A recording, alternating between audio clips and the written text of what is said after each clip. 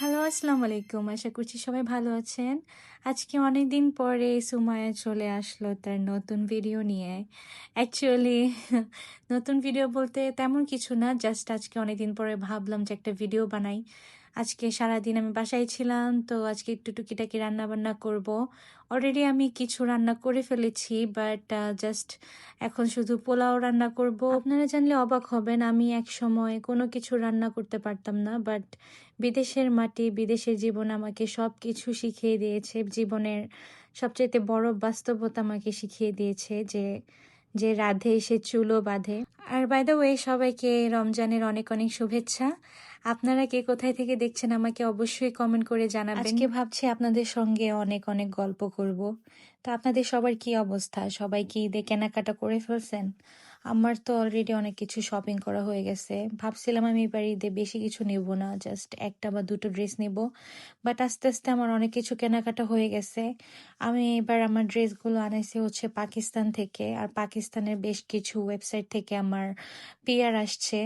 তো আমি ভাবতেছি যে নেক্সট একটা ভিডিও করে আমি আপলোড করে দিব। আমি এই ফুড সার্ভিং ডিশগুলো আগে ধুয়ে রাখছিলাম, এখন জাস্ট একটু ন্যাপকিন দিয়ে মুছে নিব। আর আপনাদের মধ্যে কি এরকম কারোর সাথে হয় যেমনটা আমার সাথে হয়? রান্না করতে করতে কি আপনারাও ভাবেন যে আজকে এটা রান্না করতেছি, কালকে কি রান্না করা যায়? মানে আমি না, যখনই রান্না করি তখন আমি আবার পরের দিনের কথা ভাবি, যদি ইনশাল্লাহ পরের দিন আমি বেঁচে থাকি আমি কি রান্না করব, কি রান্না করা যায়, কি আইটেম রান্না করা যায়। আমি সবসময় এই জিনিসটা নিয়ে অনেক কনফিউশনে থাকি। ফাইনালি গরু মাংসটা রান্না করা হয়ে গেছে। আর এই যে দেখেন, আমি ফুড সার্ভিং ডিশের মধ্যে রাখছি, আর হচ্ছে সাথে হচ্ছে হ্যাটডগ ফিশ। আজকে আমি ভাবতেছি যে হ্যাটডগ ফিশের ফ্রাই করব। আর এটা হচ্ছে ডিম ভুনা। রান্না করার পাশাপাশি আমি প্লেটগুলো ধুয়ে রাখছিলাম, না হলে কিচেন দেখতে একদম মেস লাগবে। তারপর আমি এই হ্যাটডগ ফিশগুলোকে ফ্রাই করে নিয়েছি। আমার ফিশ ফ্রাই খুবই পছন্দ। আপনারাও এভাবে বাসায় ট্রাই করে দেখতে পারেন। It's very simple. Then finally আমার রান্না ডান।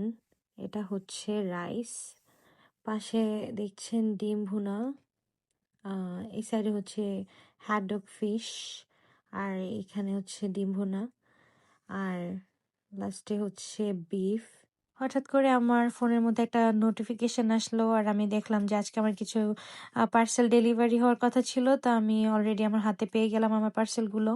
এর মধ্যে ছিল একটা গ্রাইন্ডার, এটা অনেক সুন্দর ছোট একটা গ্রাইন্ডার, আমার ঈদের মধ্যে খুবই কাজে আসবে। আমার কাছে একটা বড় গ্রাইন্ডার আছে, বাট সেটা অত হ্যান্ডি না, অনেক বেশি বড়।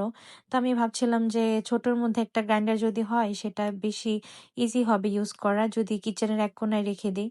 এটা হচ্ছে আরেকটা প্যাকেজ, এখানে ছিল কিছু ফুড সার্ভিং ডিশ, আর এই ডিশগুলোর কোয়ালিটি বেশ ভালোই ছিল, আর এগুলো আমি নিয়েছিলাম হচ্ছে অ্যামাজন থেকে।